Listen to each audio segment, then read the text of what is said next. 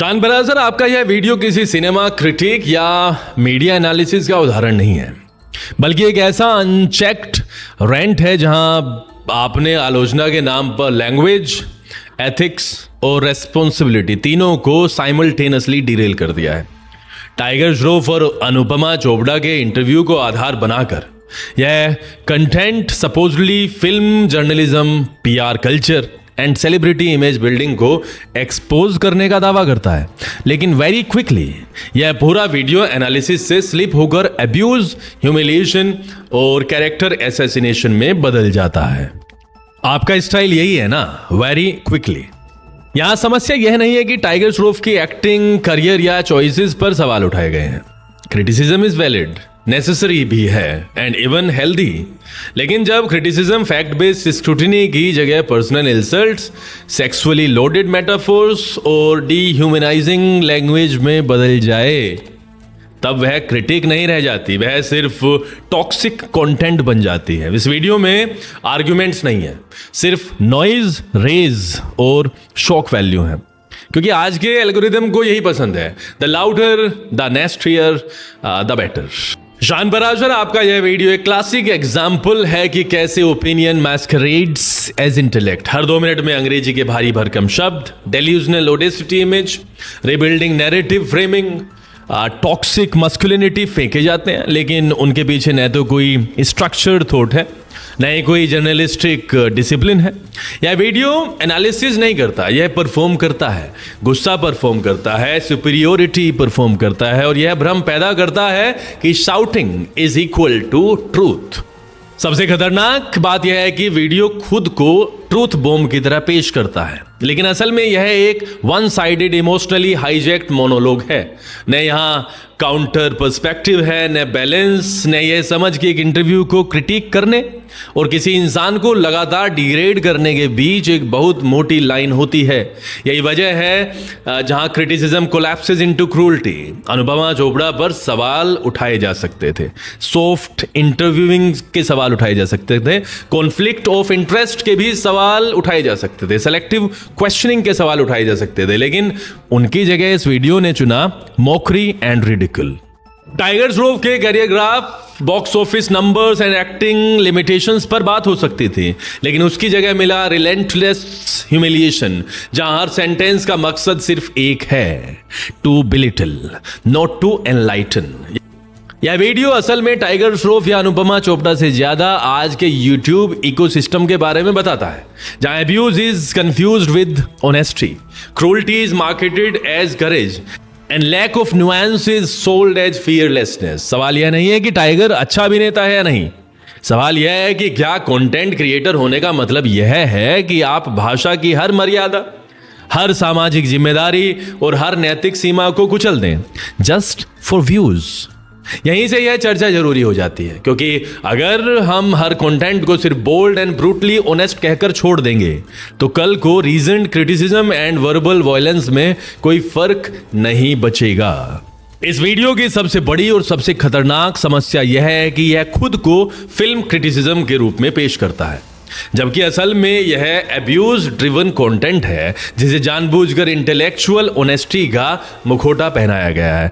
शान बरासर लगातार यह इल्यूजन क्रिएट करते हैं कि वह सिनेमा, मीडिया और पीआर सिस्टम को डाइसेक्ट कर रहे हैं, लेकिन हकीकत यह है कि वीडियो का कोर एनालिसिस नहीं है, एग्रेशन है।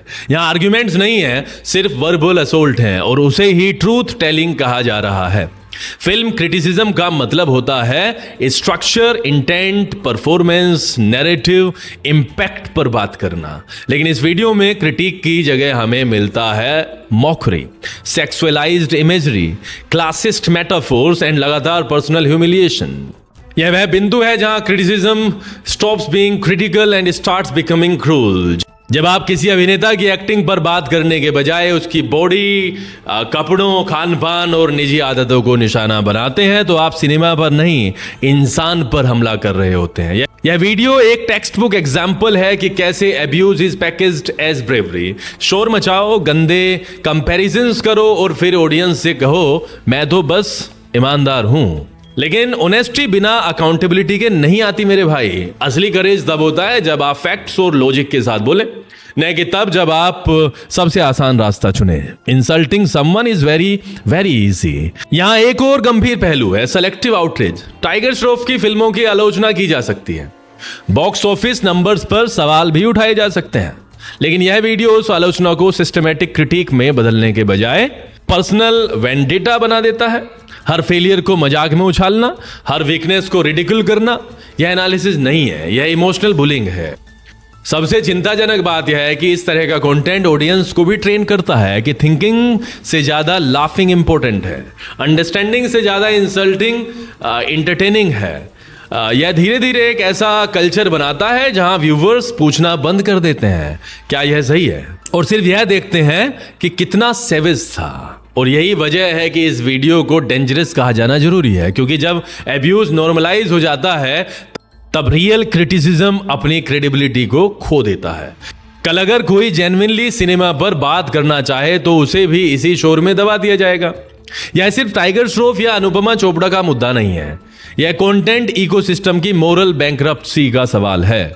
संक्षेप में कहें तो यह वीडियो फिल्म क्रिटिसिज्म नहीं है, यह है एंगर मोनेटाइजेशन, यह है हेट पैकेज्ड एज इंटेलेक्ट, और यह है noise pretending to be insight. इस वीडियो का सबसे डिस्टर्बिंग पहलू इसकी भाषा है। यह सिर्फ कठोर या बेबाक भाषा नहीं है, बल्कि एक सुनियोजित डिग्रेडेशन स्ट्रेटेजी है, जहां शब्दों का इस्तेमाल किसी पॉइंट को क्लैरिफाई करने के लिए नहीं, बल्कि सामने वाले को नीचा दिखाने, ऑब्जेक्टिफाई करने और अपमानित करने के लिए किया गया है। यही वह जगह है जहां कंटेंट क्रिटिसिज्म नहीं रहता, वह वर्बल वायलेंस बन जाता है। पूरे वीडियो में लगातार सेक्सुअलाइज्ड मेटाफोर्स, बॉडी शेमिंग और क्रॉस इमेजरी का प्रयोग किया गया है। यह कोई एक्सीडेंटल स्लिप नहीं है, बल्कि एक डेलिब्रेट टैक्टिक है, क्योंकि क्रिएटर जानता है कि शॉक सेल्स। लेकिन सवाल यह है कि क्या यह शॉक सब्सटेंस के बराबर है? बिल्कुल भी नहीं। जब किसी अभिनेता की कला पर बात करने के बजाय उसके शरीर, कपड़ों या निजी शारीरिक संकेतों पर अश्लील टिप्पणी की जाती है, तब यह साफ हो जाता है कि मकसद एनालिसिस नहीं है, ह्यूमिलिएशन है। यहां एक गहरा क्लासिस्ट अंडरटोन भी दिखता है। बार बार देसी, प्लम्बर, नुक्कड़, छोटा बच्चा जैसे शब्दों का इस्तेमाल सिर्फ मजाक के लिए नहीं किया गया, बल्कि एक सुपीरियोरिटी कॉम्प्लेक्स एस्टेब्लिश करने के लिए किया गया है। जैसे बोलने वाला खुद किसी इंटेलेक्चुअल एलीट से आता हो और सामने वाला इनहेरेंटली इंफीरियर हो। यह वही माइंडसेट है जहां भाषा को हथियार बनाकर कहा जाता है, मैं ऊपर हूं, तुम नीचे हो। साथ ही वीडियो में मौजूद मिसोजिनी भी सटल नहीं है। महिलाओं का जिक्र या तो मौकरी के रूप में आता है या फिर उन्हें नैरेटिव टूल्स की तरह इस्तेमाल किया जाता है। माँ, बहन, महिला, पत्रकार, सबको या तो इन्फेंटिलाइज किया जाता है या रिडिकल किया जाता है। यह फ्रेमिंग बताती है कि स्त्रियां यहां इंडिविजुअल्स नहीं है, बल्कि पंचलाइंस हैं। This is not satire, this is normalised sexism dressed up as humour. सबसे खतरनाक बात यह है कि यह भाषा ऑडियंस के लिए भी एक परमिशन स्ट्रक्चर बना देती है। व्यूवर सबकॉन्शियसली सीखता है कि अगर शब्द ज्यादा गंदे हैं तो आर्ग्यूमेंट ज्यादा मजबूत होगा, अगर तुलना ज्यादा अपमानजनक है तो आप ज्यादा फियरलेस कहलाओगे। यह माइंडसेट धीरे धीरे डिस्कोर्स को पूरी तरह होलो कर देता है। और आयरनी यह है कि वीडियो बार बार खुद को इंटेलेक्चुअल, नो नॉनसेंस, ऑनेस्ट बताने की कोशिश करता है, लेकिन सच यह है कि true intellect never needs filth to make a point. जो बात लॉजिक और क्लैरिटी से कही जा सकती है, उसे अगर गालियों और अश्लील इमेजरी से ढका जा रहा है तो इसका मतलब साफ है, कंटेंट वीक है, इसलिए लैंग्वेज लाउड है। इस पार्ट का बॉटम लाइन सीधा है, यह भाषा एक्सीडेंटल नहीं है, यह अनकंट्रोल्ड नहीं है, यह एक कॉन्शियस चॉइस है to replace thinking with offending. और जब कोई क्रिएटर यह रास्ता चुनता है तब वह सिर्फ अपने सब्जेक्ट को डिग्रेड नहीं करता, बल्कि एंटायर पब्लिक डिस्कोर्स को पॉइजन करता है। इस वीडियो में सबसे बड़ा इल्यूजन यह रचा गया है कि जो व्यक्ति सबसे ज्यादा तेज बोल रहा है वही सबसे ज्यादा समझदार है। शान पराशर की पूरी डिलीवरी एक मैन्युफैक्चर्ड कॉन्फिडेंस पर टिकी हुई है। तेज आवाज, लगातार बहता हुआ मोनोलॉग और बीच बीच में भारी भरकम अंग्रेजी के शब्द।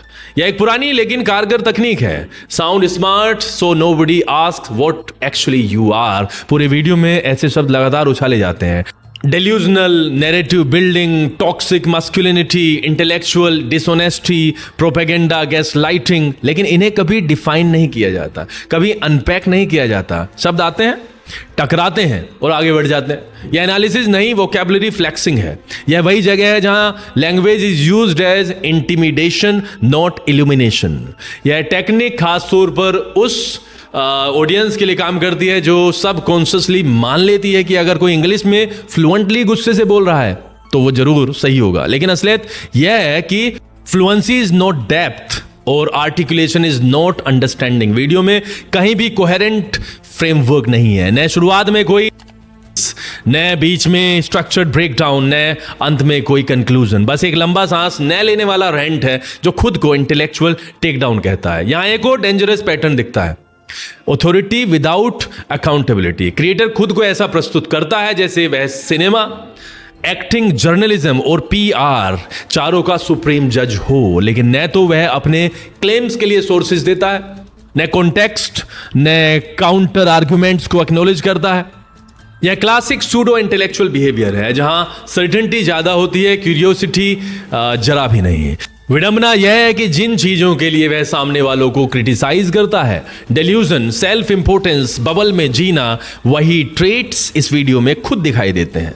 यह एक परफेक्ट केस है प्रोजेक्शन का, दूसरों पर वही आरोप लगाना जो खुद के भीतर मौजूद है। डिफरेंस सिर्फ इतना है कि यहां आलोचना कैमरा के सामने की जा रही है, इसलिए उसे ब्रेवरी का टैग दे दिया गया है। और शायद सबसे आयरनिक बात यह है कि वीडियो बार बार real cinema, real acting, real journalism की बात करता है, लेकिन खुद none of the above demonstrate करता है।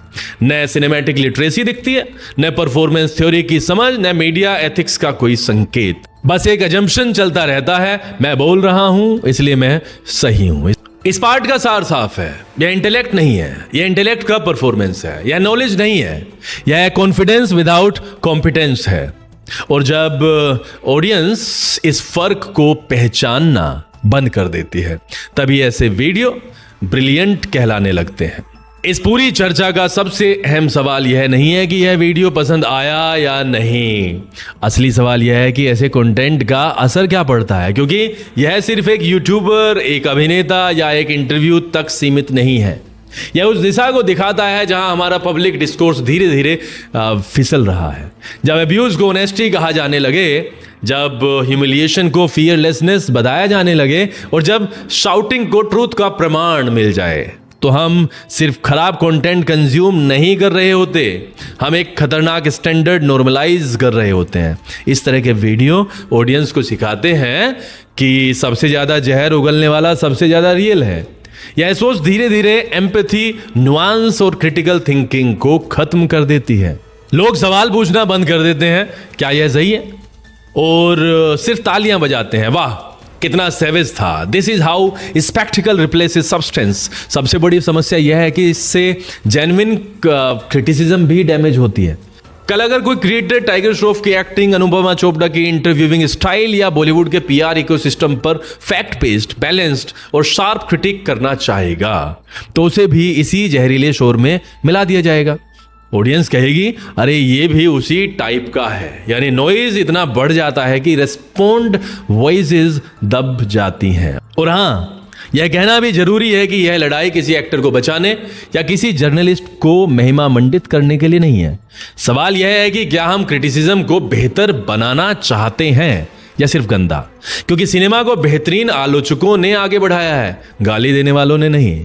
हिस्ट्री बताती है कि sharp minds change industry, loud mouths सिर्फ माहौल खराब करते हैं। इस वीडियो की सबसे ट्रेजिक आयरनी यही है कि यह खुद को सिस्टम के खिलाफ रेबेलियन बताता है, लेकिन असल में यह उसी सिस्टम का हिस्सा बन जाता है। एक ऐसा सिस्टम जो एंगर मोनेटाइज करता है, आउटरेज बेचता है और ऑडियंस की भावनाओं को फ्यूल की तरह इस्तेमाल करता है। यह रेबेलियन नहीं है, यह अनदर बिजनेस मॉडल है। इस पूरी सीरीज का बॉटम लाइन सीधा और साफ है, क्रिटिसिज्म जरूरी है, कॉलिंग आउट पावर स्ट्रक्चर्स जरूरी है, लेकिन बिना भाषा की जिम्मेदारी, बिना तर्क की ईमानदारी और बिना इंसानियत के कोई भी कंटेंट ब्रेव नहीं होता। अगर हमें सच में बेहतर सिनेमा, बेहतर पत्रकारिता और बेहतर बातचीत चाहिए, तो हमें यह फर्क पहचानना होगा कि कौन सवाल उठा रहा है और कौन सिर्फ शोर मचा रहा है। आखिर में बात बिल्कुल साफ है, यह वीडियो न तो सिनेमा को बेहतर बनाता है, न जर्नलिज्म को, न ही ऑडियंस को ज्यादा समझदार बनाता है। यह सिर्फ एक चीज करता है, एंगर को मोनेटाइज करता है और अब्यूज को ब्रेवरी की तरह बेचता है। आज यूट्यूब पर सबसे आसान रास्ता यही है, जोर से बोलो, गंदा बोलो और उसे ब्रूटल ऑनेस्टी का नाम दे दो। लेकिन सच यह है कि ट्रू क्रिटिसिज्म कभी चीखता नहीं है, यह तर्क करता है। जो कंटेंट भाषा की मर्यादा तोड़कर अटेंशन मांगता है, वह दरअसल अपनी सोच की कमजोरी छुपा रहा होता है। सवाल टाइगर श्रॉफ का नहीं है, सवाल अनुपमा चोपड़ा का भी नहीं है। सवाल यह है कि क्या हम ऐसे डिस्कोर्स को नॉर्मल मानने लगे हैं, जहां इंसल्ट को इंसाइट और नॉइज को इंटेलिजेंस समझ लिया गया है। अगर हां, तो यह हार सिर्फ एक एक्टर या एक इंटरव्यू की नहीं है, यह हार हमारी कलेक्टिव सोच की है और यही सबसे बड़ा रेड फ्लैग है।